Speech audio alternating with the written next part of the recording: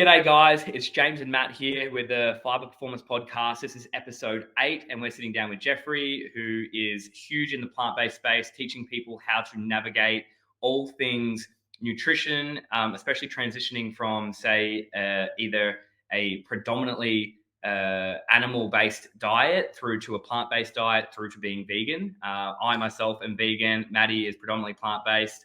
But this is just a really cool way to get information out. His Instagram is filled with great little hacks and tips and tricks just to navigate where to get your nutrition from. And we're really stoked to be talking to him today about a range of different things. We're going to keep the conversation pretty lighthearted and maybe just talk about, some protein myths and some other bits and pieces. And Matt can go into a little bit of the technical side of, I don't know whether we talk about lycopene and all those types of really cool things that have been popping up through Jeffrey's IG of late. So Jeffrey, thanks for jumping on. I appreciate having me, guys. Hope all as well. Awesome, mate. Well, I just want to kick things off. I wanted to talk to you a little bit about on how you got started as a vegan and where it took you over the last few years and how you got stuck into doing what you're doing and how you come up with all this cool information that you're putting through your socials. Yeah, so it was actually quite an interesting kind of transition. So it was completely out of the blue. I remember my sister had come home at one time and said that she'd watched a documentary that she felt was quite impactful in terms of how the links between diet and disease and what the health, and I'm sure you guys have heard of it. Although I do say to a lot of people that these nutrition documentaries can be biased. They can, put a bit of, questionable information out there. But for me, it was enough to be like, hang on a sec, let me at least try this and let me give it a go. So I kind of just went plant-based overnight after I watched the documentary twice and I watched it overnight. I switched completely overnight. But then it was a case of, that was like the starting point for me. It was a case of then going into scientific papers, going into different research, videos, books, just to kind of see how, I could still optimize it. Because I had a sporting background growing up, played a lot of sport, football, rugby, cricket, tennis. So I'd always kind of thought, meat for protein, milk for calcium. So I was thinking, okay, if I'm going to do this, I want to see how I can still get the right nutrients that I need, still optimize it for performance and health and well-being. So kind of went down that rabbit hole. And then after about kind of 6 to 9 months of doing it and kind of creating the recipes and kind of coming across all these different foods, I then started to share a lot of what I was learning on Instagram. And I wasn't much of a social media person beforehand. Like, I hated social media. I didn't have it. So then I kind of just thought, okay, let me just start sharing some of the stuff because maybe people might find some value in it. And it kind of just started to gain some traction, started sharing a lot of recipes and all the different kind of teachings that I was coming across in the science. And yeah, so I come across, arrive at this point sort of, and this was in 2017. So this has been over 5 years now. So come up to this point now where I just continuing to want to share that information because it's become a real passion of mine. Because I felt so many benefits, short and long term, and I wanted to share that with everyone else. So that's kind of where I'm at this point. Awesome. And yeah, go. What sort of benefits? What did you feel? Like how did it make you feel switching? So after 2 weeks, my sleep was incredible. Like, I'd always typically got 8 hours sleep, but felt really sluggish in the morning. Had to, smash the snooze alarm a few times before I could get out of bed. But my sleep was just incredible. I slept really deeply and then woke up with a lot of energy. I felt really light, whether that was a case of obviously getting more anti-inflammatory foods into my diet. Maybe I was reducing inflammation in my body. So I felt really light and just kind of a lot of energy as well. And one of the interesting ones really was I felt a lot of mental clarity. I can't really put it into words as to how I kind of felt, but I just felt like I wouldn't say I had brain fog, but I definitely felt like a fog had kind of just been lifted and I just felt a lot clearer in my thinking. So those were really the 4 main benefits that I kind of experienced at the time. That's funny you say that because I felt the same way when I did a 7-day fast. So yeah. I fasted barley for 7 days and they're probably the main things that I experienced. Not so much the sleep. My sleep pretty much stayed the same, but I felt lighter. I was obviously getting lighter at the time, but I did feel light and I did feel I had a lot of mental clarity. Like, I was very articulate. I could think fast. I could repeat. I could get back into the swing of, stringing my sentences together well.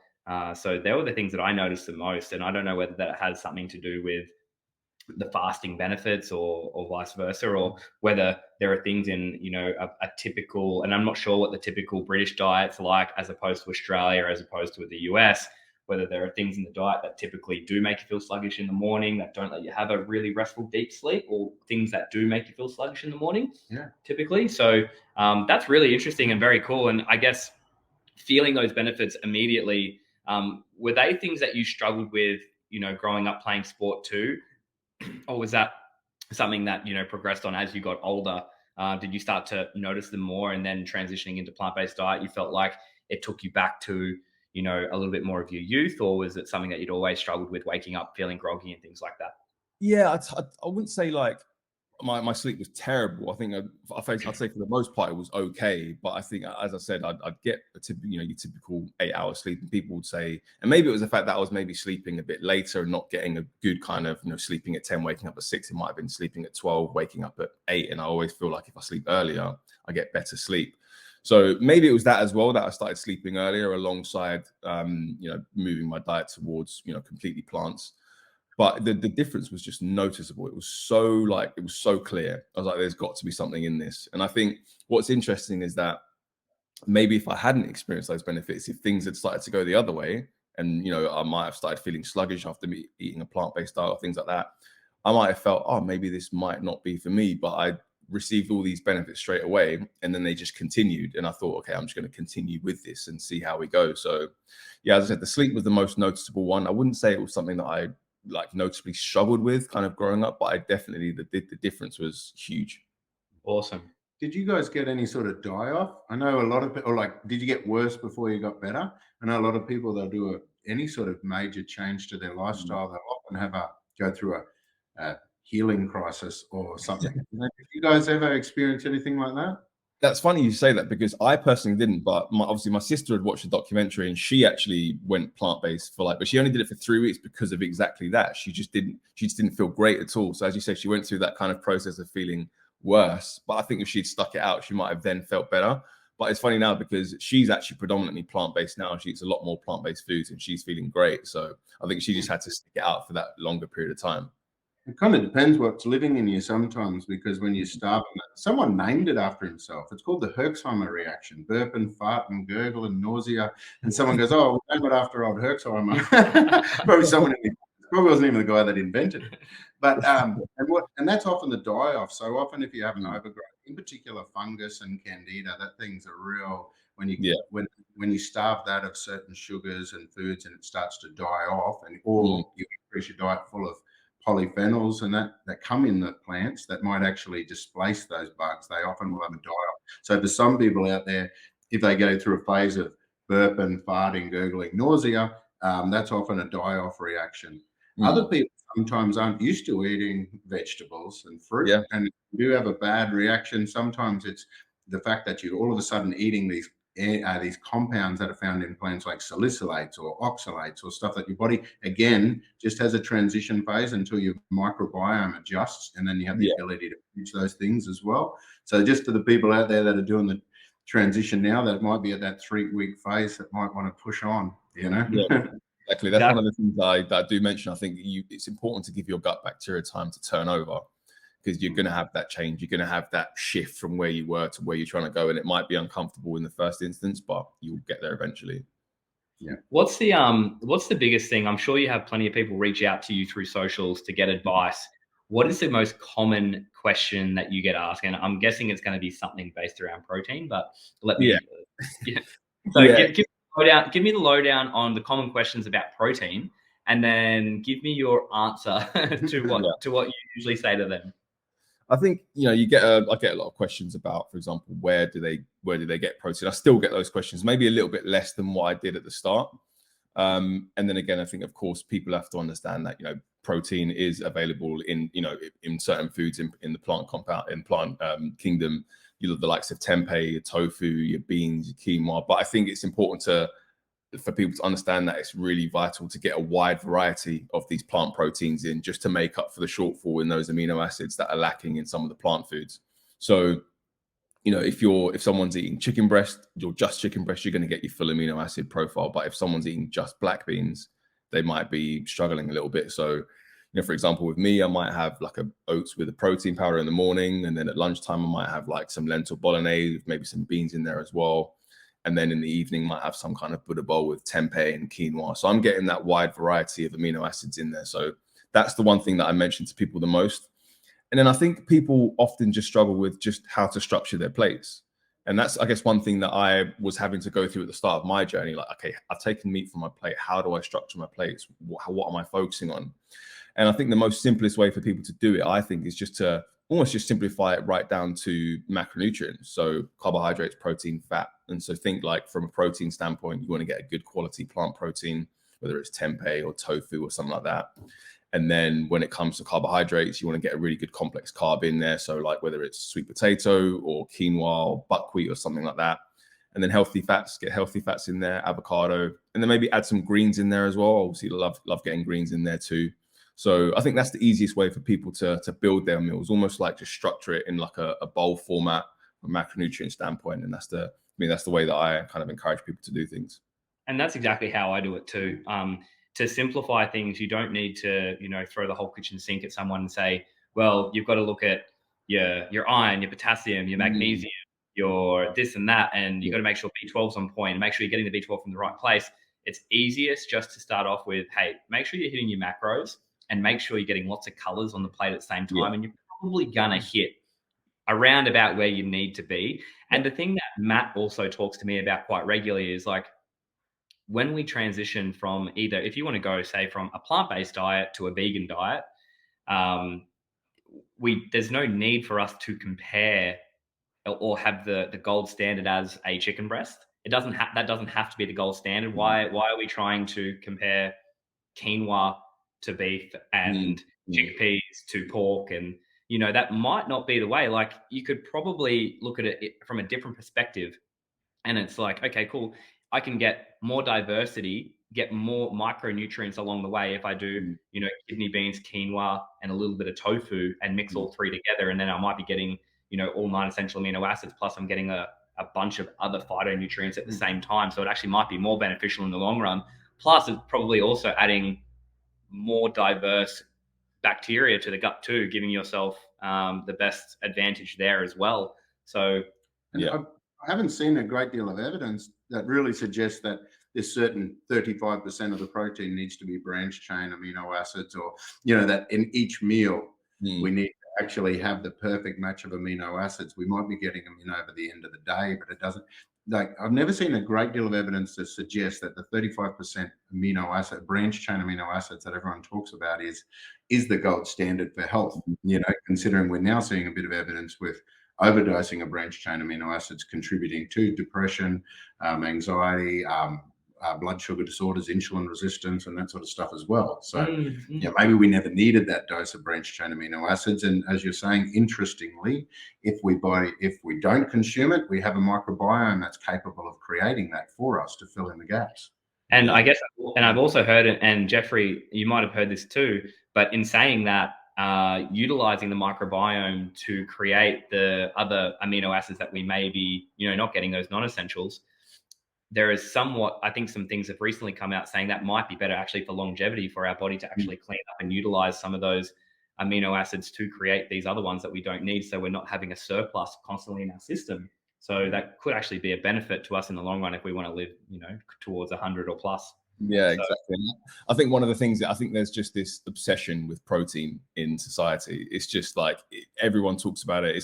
I think we probably even overconsume protein when we think about the macronutrients. And as you say, when you're thinking about it more from the perspective of the microbiome and how you can populate that and how you can diversify that, that's where plants come into the mix. And I was even reading the other day, just slightly off topic, that vitamin K2, we always talk about, people talk about obviously the two types, MK4, MK7. People say that, you need to get MK4 from animal-based products. But then I was reading something along the lines of our gut microbiome actually can produce vitamin K2. So having that diversity there is going to be beneficial in so many areas.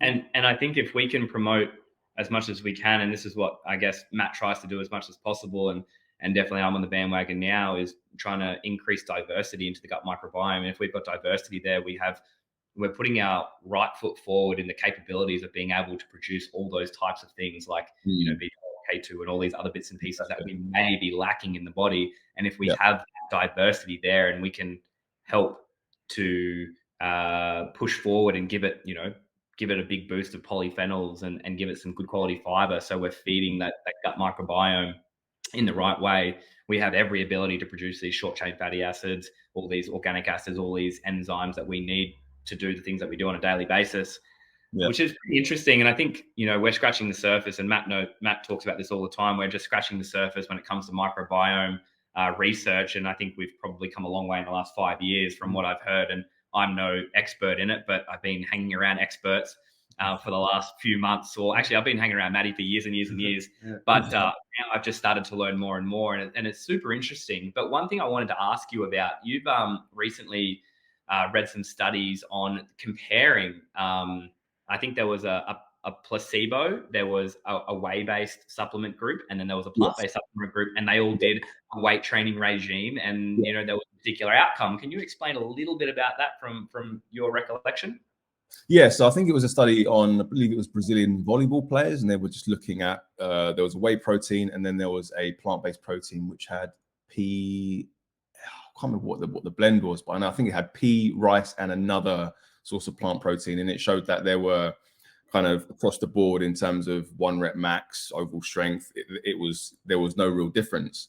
And I think, again, this is what comes down to, like, when the key amino acids are matched, you're not going to get much difference. And if you are going to get any difference, if that muscle protein synthesis is going to be higher on the animal-based diet, there's not going to be much difference. It's almost like when in the studies where we look at the amount of protein that people should actually take, whether it's 1.6 grams per kilo or 2.2. When you go above 2.2, there's not much difference in terms of your strength gains and your hypertrophy. So yeah, it was a really interesting study. Of course, it was a relatively small sample size, so it'd be good to see more of these studies replicated. But as Matt said, like, is there much benefit in just topping up on all these amino acids from the animal kingdom? Yeah, it actually might even show a benefit to actually be, right on the cusp, or maybe I'm slightly lower, because I know that I went from early days in my career when I was 22, 23, 24, that I was told to have upwards of 210 grams of protein per day, and I was an early 85 kilo athlete. And now I'm having 140 grams of protein a day. So, roughly 70 grams less, zero difference at all. If anything, I have maybe a bit less gas, but other than that, I'm not any stronger. I'm not any weaker. I'm exactly the same, and I'm consuming less. So maybe it could be a benefit in there somewhere. At least, if anything, I'm having less impact on the environment. I mean, we had that there was another study when you're talking about the pea protein versus the whey. There was another one where they did pea protein versus whey, and they showed the pea protein group actually increased their muscle fiber diameter. They got thicker muscle fibers compared to the whey group. Now, actually saying the benefits came from the arginine and glycine. And so we know with the arginine and glycine, they're contributing to vasodilation within the muscle group, especially if they're delivered efficiently. And then the other thing is they do help with creatine recycling and everything as well. So there's all these other benefits. So an interesting thing is I got some good friends that work at the ISSN, the International Society of Sports Nutrition, the guys that are behind a lot of the data around the branch chain and creatine and stuff like that. When you have a chat to the guys, they're all old NFL players that are obsessed with steak. So they used to eat a lot of red meat. And they truly believe that the overconsumption of steak is actually what made them superior athletes. So they did a lot of research into beef in the really early days of the ISSN, where they talked about creatine, phosphatidic acid, and then basically the amino acid profile that's found in beef, and then set that up as a gold standard for athletes. But it just imagine if ISSN was started by someone with an obsession over pea or soy. We might have a totally different reason why these athletes were fantastic, and a whole different lot of science to call upon. But it's really interesting now that they're going back and comparing a lot of these studies. Yeah. I think some really cool stuff that you've been digging into recently. We both were watching some of your videos on the lycopene. So when you structure your day, and I think our days are pretty similar in terms of what we eat. Like, we both love oats, we both love making smoothie bowls, we both love Buddha bowls. But when you structure a day, what types of things are you eating on a daily basis that you would basically just be able to rattle off and say, hey, if I was just going to give you 3 main meals, what would you be looking at kind of having on a regular daily basis, and what types of colors and other bits and pieces that you're putting on your plate? I'd say, first of all, oats. I have oats pretty much every day. It's without fail. And now what it does for me is it removes any kind of decision fatigue in the morning, but then you've got good quality complex carbohydrates, and then the topping, because it's like a blank canvas. You can do whatever you want with it. So I'll get blueberries, I'll get goji berries, I'll get all sorts of stuff on there. So yeah, it's really, really useful to get that on there. And then quinoa, I think that's one of the easiest foods to get into the diet. Again, whole grain, decent quality protein in there as well. And then tempeh is another one that I eat pretty much every single day. So I'd say, and then greens. I always get a lot of greens into the diet as well. So a lot of a lot of kind of spinach, kale, kind of collard greens. These are foods that are really kind of cost effective as well, and super important for so many reasons, brain health, things like that. So yeah, those are the foods that I'd say I'd get in a lot more. Yeah, 100%. That soy, while we're talking about tempeh and that, such a massive difference. It's so important. There's a lot of the original data that they used to go back and say all these cultures used to have a lot of soy and they didn't have these health problems. Yeah. In the end, those cultures weren't eating a lot of like just soy milk or a soya protein. They were eating a lot of fermented soy products, like the fermented soy black beans, and then the tempehs and that sort of stuff, and even another forms. So it's very different. So it was interesting that you talk about that, because I've seen a lot of people that go and watch a documentary plant-based, and then all of a sudden they live on soy milk and toast, and they can't understand why they're just not feeling great, Yeah, exactly.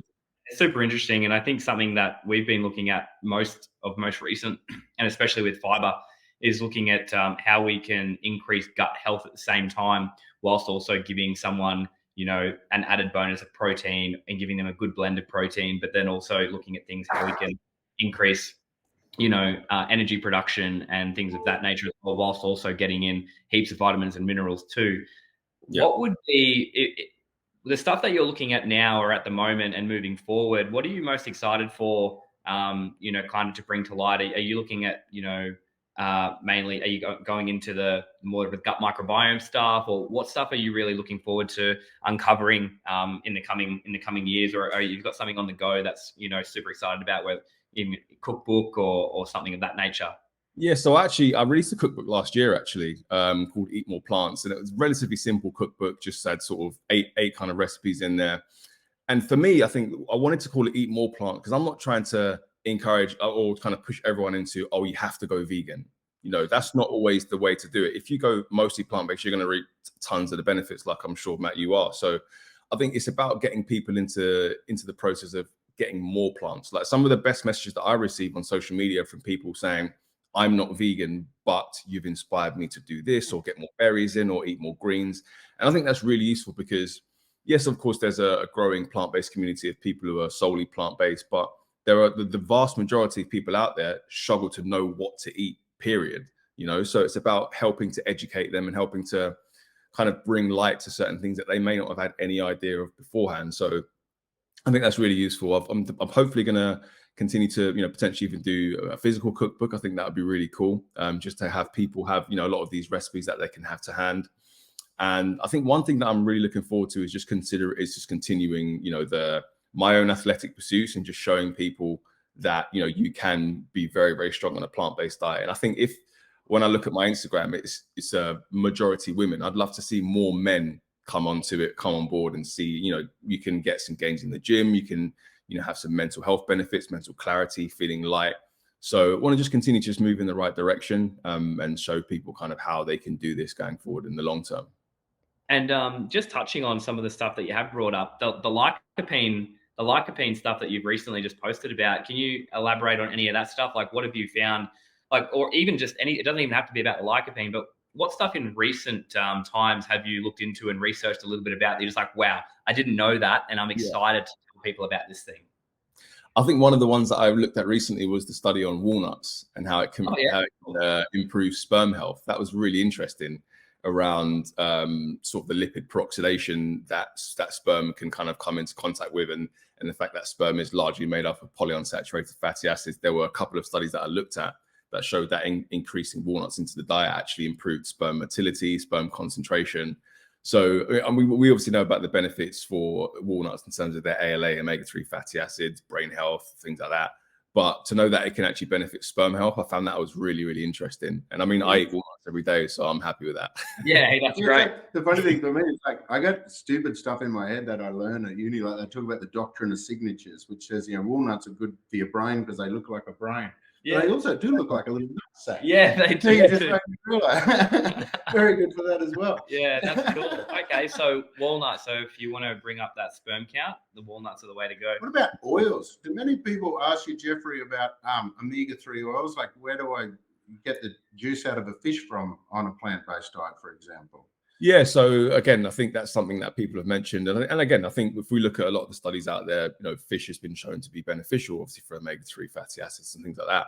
But it's very simple from like an algae oil perspective, just, supplementing algae oil, that's very straightforward in terms of getting your omega-3s. Of course, chia, flax, hemp, walnuts, they're important, but you can have that blunted kind of conversion from the ALA to the DHA, EPA, longer chain fatty acids. So I think from a perspective of, just being on the safe side, I think it's important just to supplement an algae oil. And oil. So this is the thing too. We're supposed to eat a big balance of stuff. Like the reason why the reason why fish get EPA, DHA is they eat precursor oils. So you start off with the earlier forms of the oils. They go through these enzymes to break down and convert through to the EPA and the DHA. But it's not always natural to be loading in EPA, DHA from the end because it actually backlogs the pathway.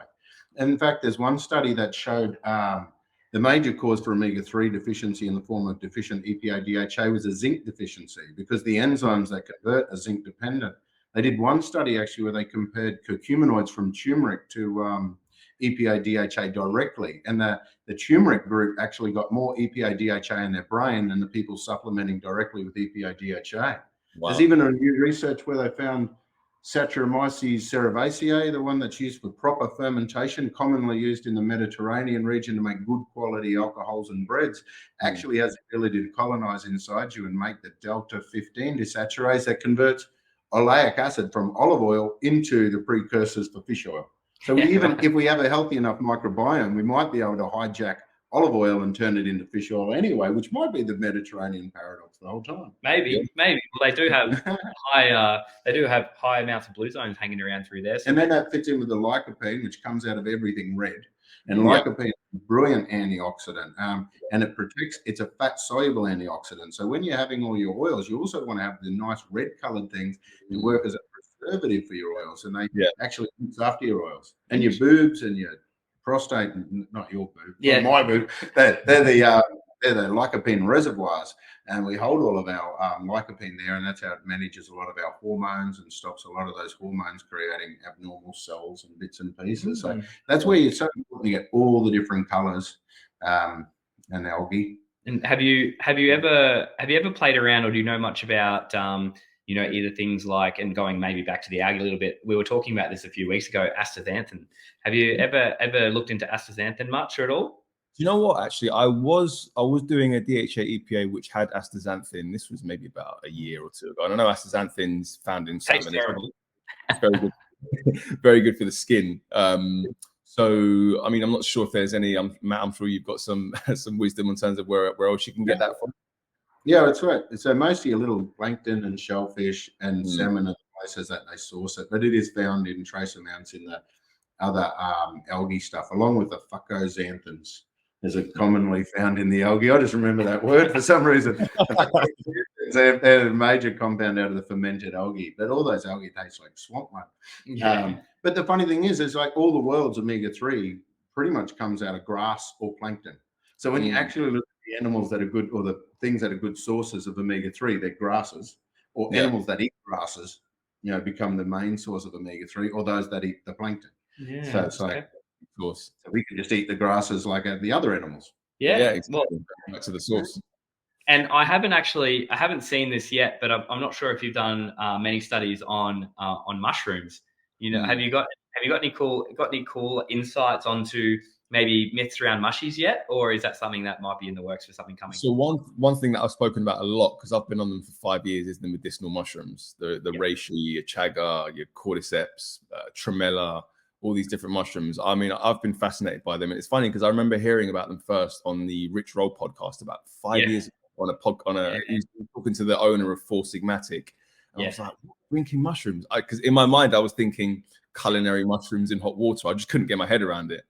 But then I went to there's this health food store in London called Planet Organic, and then I came across this brand, my favorite brand, which I'm still using today, called Hybrid Herbs, and started drinking chaga mushroom. And I know there's a few, like, not certain studies, but there's a few things around chaga mushroom in terms of like opening the third eye and bring even more mental clarity to your life. I mean, reishi, I found it was incredible for sleep. Obviously, you know about cordyceps in terms of increasing the amount of adenosine triphosphate in your cells to produce energy. So that's good for, training and exercise performance. So I just found so many benefits from mushrooms, like so many of them. And I just can't stop talking about them. That's one thing that I've always. And recently, what a recent friend of ours just had a look at a study done on cordyceps as well, increasing the Akkermansia in the gut. So, and we know that at the end of the day, the Akkermansia is also aiding in that adenosine triphosphate, increasing the energy production. So it's probably a big backlink somewhere there that we still have to uncover, but we're thinking that might have some really cool benefits as well, on top of not only the increase of energy production and performance in the aerobic system, but maybe also longevity too, which could be a good thing at the end of the day. So and reishi is delicious. Like the best alternative for beef stock. Like if you're looking for a plant-based alternative to throw into your beef, we put it in our shepherd's pie and all that sort of stuff. Throw it into everything. We put it in our kids to feed them, because reishi is phenomenal, because one of the things it has in is these particular polysaccharides that the bugs absorb it thinking they're feeding on the sugar, but it's actually a little poison for them, and they die off. So it's a good fungus that kills fungi. It's got a lot of other immune benefits, but one of the other benefits in Australia, where I come from up in the Whitsundays, we used to get a lot of mosquito-borne viruses, and it was one of my favourite things for mosquito-borne viruses as well, to help work on the immune system there. So that's phenomenal. I've been using that for so long. And cordyceps is fascinating. And when you look at the cordyceps for athletic performance, you look for the cordyceps militaris species.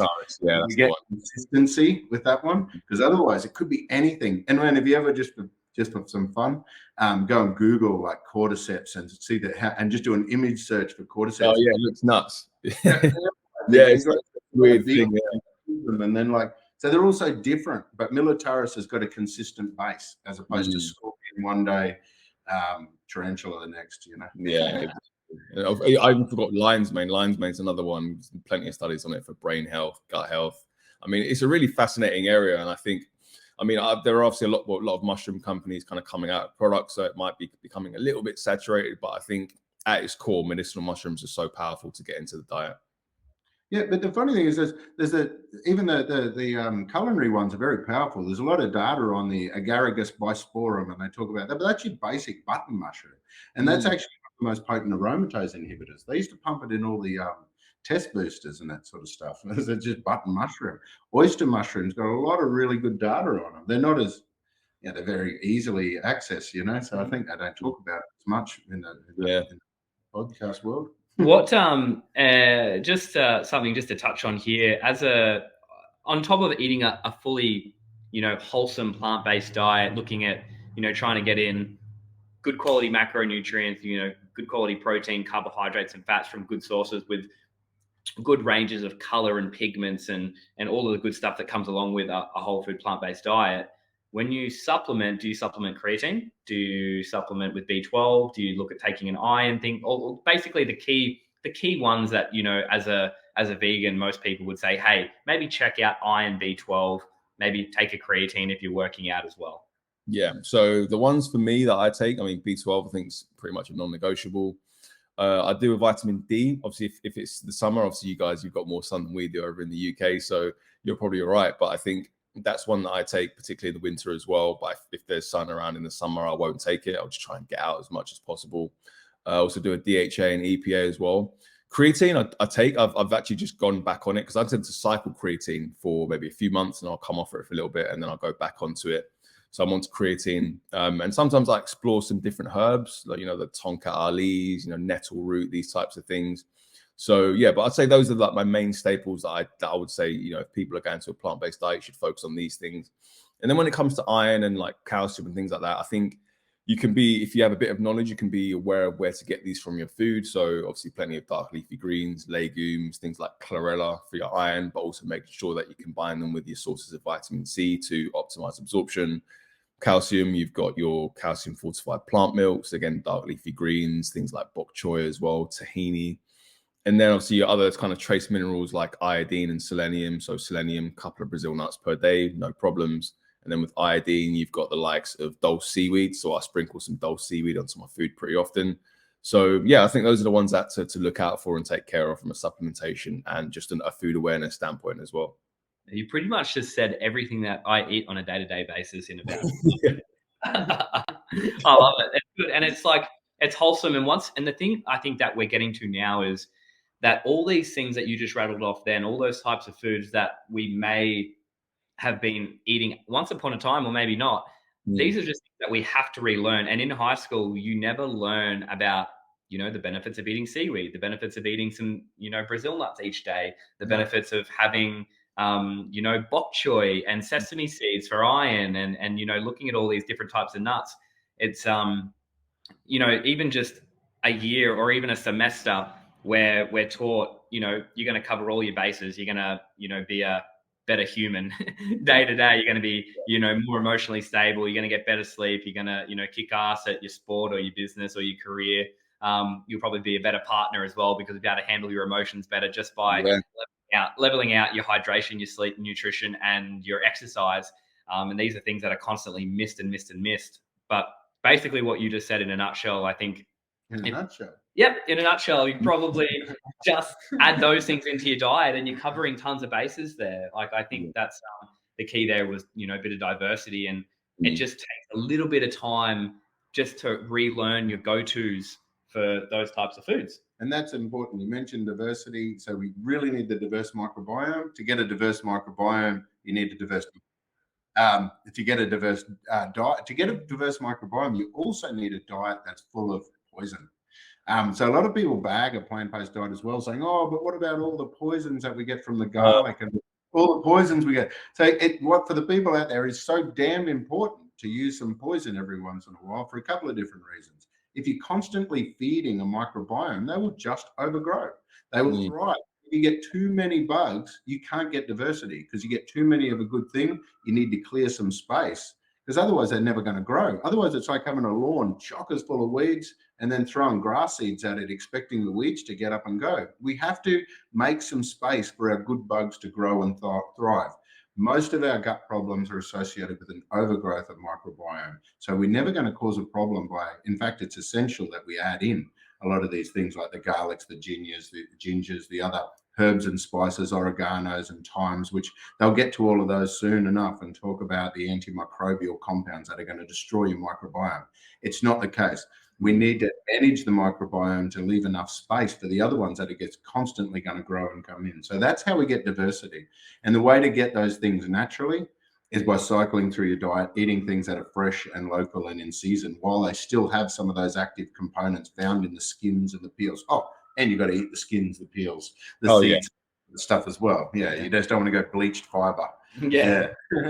One of the funny things about what you just mentioned on there with poisons, and this is something that, James, I'm sure you've seen in the carnivore community, where they talk about, these plant chemicals and how they're killing us and all these types of things. And I'm just like, it's funny because I know it's obviously ridiculous to think that vegetables and dark leafy greens and berries are trying to kill human beings. Yes, if they're in the wild, they elicit this phytochemical response, which deters pests and insects and other small things. But from a hormetic standpoint, it's like kind of increasing that stress to kind of make you stronger. These foods are essential. These polyphenols, these kind of phytochemicals that are in all of these foods, they're not. I don't know anyone personally who's died from phytochemical exposure in berries. I've never heard it, and it's not going to happen. So yeah, it's a ridiculous argument, to be honest, from that community. But no surprises there. They gotta take what they can get, and if there's an argument to be made, they'll try. Yeah, but good example is resveratrol. Resveratrol is one of the most well-studied antioxidants that enhances anti-aging, longevity, and all the other good stuff we talk about. It's actually a poison. The way it works is by the body senses it as a mild poison and responds with an antioxidant defense. It's a very important thing for us to do, you know. So it's just part of our night. It's in typical nature, you know. A bit of the smooth and furry, a bit of slap and tickle, you know. You're going to get the sugar. You got to get through this poison to get to it first. Yeah. Hey, Jeffrey, look, mate, we're stoked to have had you on, and I think you've just rattled off a really good, wholesome array of foods that people can easily implement into a day-to-day diet that's going to help increase, you know, their vitality, their day-to-day wellness, increase their performance to no end, because everything that you mentioned there is basically what I eat as well. Today I just made up like 4 or 5 meals, just kind of like how you like to do yours too. And I made up a bunch of different ones, and you know, it was things like, you know, basmati rice with some tempeh, so you've got some fermented foods on there too. Add a little bit of kimchi, some shallots, and then maybe just chop up a little bit of nori seaweed to put on top, and you've got a really delicious, wholesome meal full of, you know, good quality probiotics, good quality carbohydrates, protein, fat, and then a good array of phytochemicals to go with it too. So I think if we could, you know, just keep doing, you know, what we're doing, and again, not be the pushy vegan that says this is the only way, because that's not what we want to do. Just be there to show people that you can still be strong, fit, healthy, and eat more plants. And at the end of the day, I've never had to, and I'm sure you're the same, I've never had to modify what I do day to day and the lifestyle that I want to live, and that's pretty active. That's getting around and doing lots of different competitions because I eat a certain way. There's never been a time where I'm like, I'm too weak because I'm a vegan to go and do that task or surf that wave or run that course or lift that weight. You know, it's never been a case. So I guess it's just trying to debunk some myths along the way. And I think you're doing a great job, man. And we're stoked to have had you on. No, I appreciate that, guys. And obviously, you know, you guys are, I mean, I remember even listening back in the day. I think, Matt, you were on a podcast talking about reishi and the likes of all of these different things that you mentioned in the beef stock. So I've known about you guys for a good while, and, you know, you're doing some amazing things. So yeah, I really appreciate you having me on. And maybe we'll catch up on a part 2 very soon. Yeah, absolutely. Let's do it, mate. Really appreciate it. And we'll probably have this coming out very soon. Actually, next week it's going live. So dude, have a good day. I know you guys are starting the day there. We're finishing the day here. But, man, thanks again, and we'll speak to you soon. Appreciate that, guys. Catch up soon. Bye.